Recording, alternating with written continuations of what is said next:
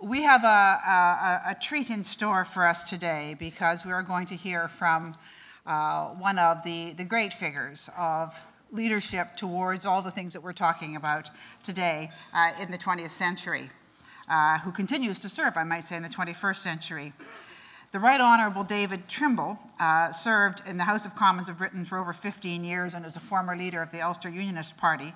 And in 2006, he was raised to the House of Lords in Great Britain, where he has the wonderful title of Baron Trimble of, oops, I wrote it down, I can't even read it, of Lisnagarvey in the county of Antrim. Now, wouldn't you love to be Baron Trimble of Lisnagarvey in the county of Antrim?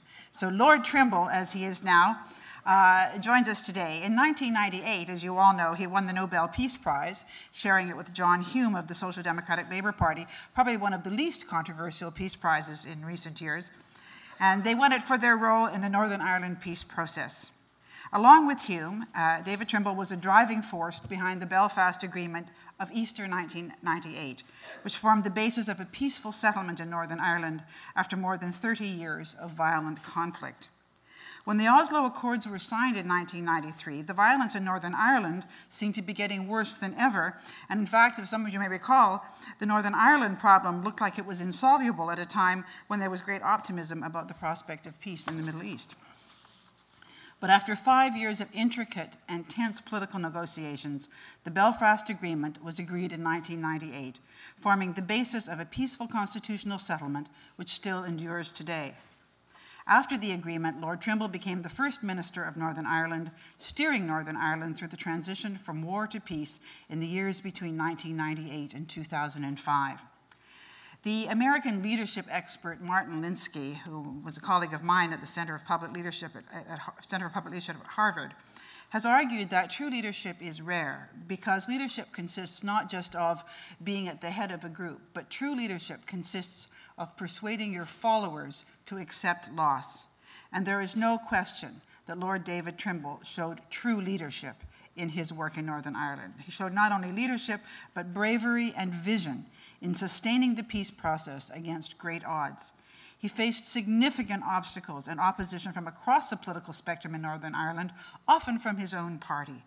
He also made personal and political sacrifices because he believed that the peace process represented the best way forward for all the people of Northern Ireland. The result of his efforts, along with those of others from the nationalist community and the British and Irish government, is that Northern Ireland is often held up as an inspiration around the world, a model for conflict resolution which might inspire others. I am honored and delighted to be able to introduce to you today Lord Trimble, who will address the question, Making Peace in Northern Ireland, Learning from the Successes and Mistakes. Lord Trimble, thank you.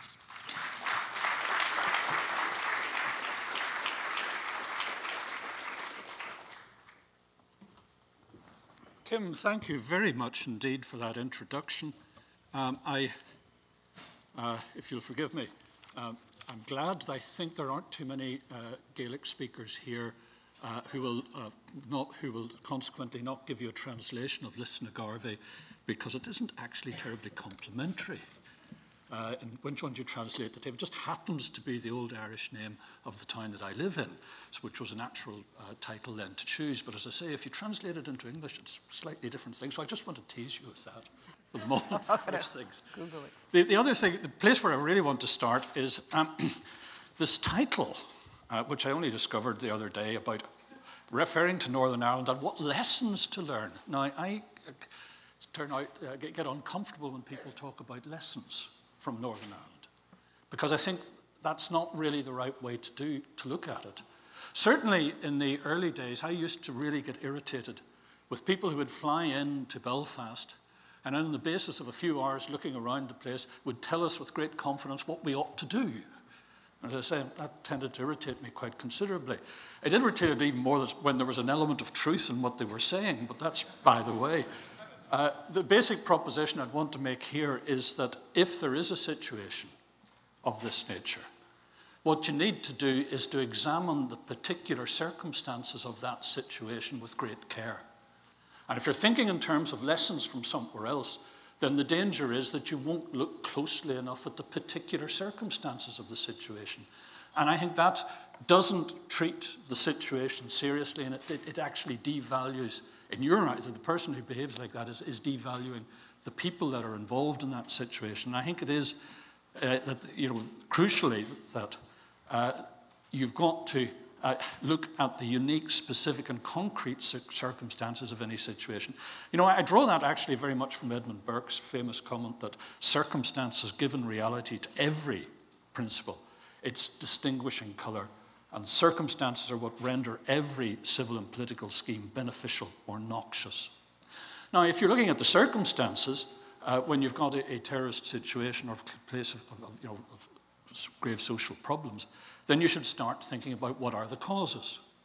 And in my view, the causes of the problems in Northern Ireland involve two sets of issues. The first set of issues surrounded what could be called the national issue. The national issue was, to what state should the territory of Northern Ireland belong?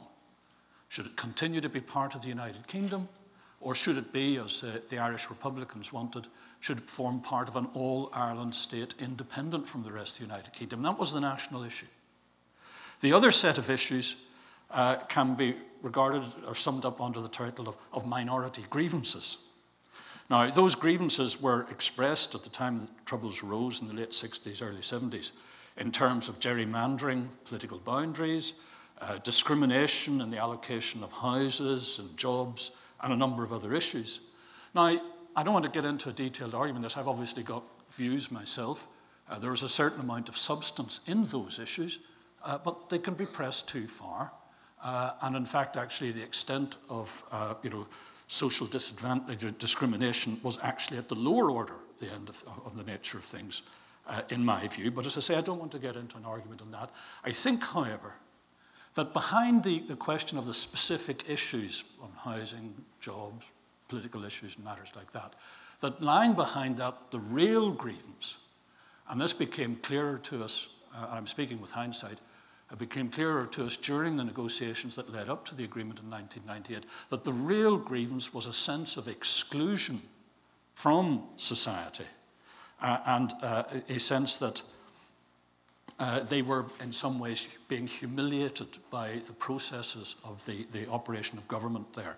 So that, I think, was the really important grievance that existed there. But there were those two different sets. And I distinguish between them because looking at those grievances, solutions led in different directions. If you thought that the really important issue was the national issue, then you'd have to decide, to which state is Northern Ireland going to belong and strive to develop policies accordingly. If you thought that the real important issue was the census of grievance, then that was a set of, the solutions to that operated within the context of Northern Ireland, and it didn't involve changing the state or matters of that nature. So the solutions to the two headed in different directions. When the Troubles came in the late 60s, early 70s, and when the British government, which up until then had cheerfully tended to ignore what was going on in Northern Ireland, finally found Northern Ireland, as it were, dumped on its lap, it wouldn't surprise you that the government didn't seem to have any clear view as to what should be done in the situation. There's a lovely paragraph in John Bew's book, co-authored with Martin Frampton and Inigo Garuchka, in which he says, the authors say, that the absence of a long-term strategy was to be one of the key contributory factors to the sharp increase in violence from 1969 to 1975-76. The rapid oscillation of policy in these years proved particularly damaging. From an ostrich-like policy of neglect as the province spiraled towards collapse, to full-blown intervention and direct rule, to negotiations with the IRA in 1972, to an abortive attempt at power sharing with moderate parties in 1973-74, only to return to more exploratory talks with terrorists in 1975, and I will insert, while at the same time encouraging the local moderate parties to think that they could arrive at a solution through the formation of a convention. And as the authors conclude, what characterized this era was the inability of the state to recognize how its own behavior could exacerbate the situation.